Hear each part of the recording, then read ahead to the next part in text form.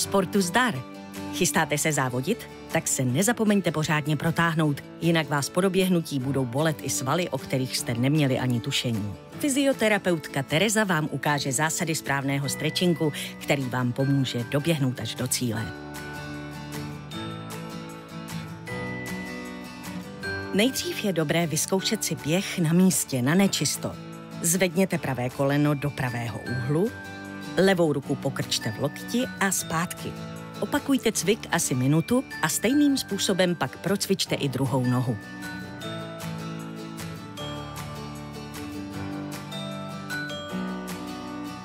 Na trati určitě zakopnout nechcete, ale zakopávání před během vám pomůže zahřát a protáhnout hlavně přední stehenní svaly. Zakopávejte pravé koleno do pravého úhlu za tělem a patu přitahujte co nejblíže k hýždi. Opět cvičíme asi minutu pro každou nohu.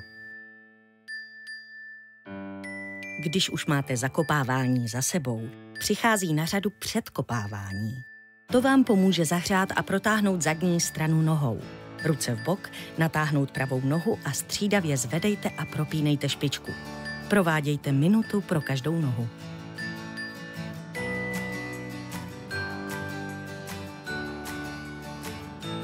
Dalším cvikem je simulace běhu se zakopáváním.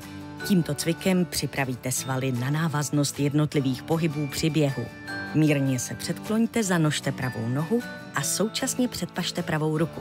A zpátky. Cvik opakujte minutu a pak to samé proveďte s levou stranou.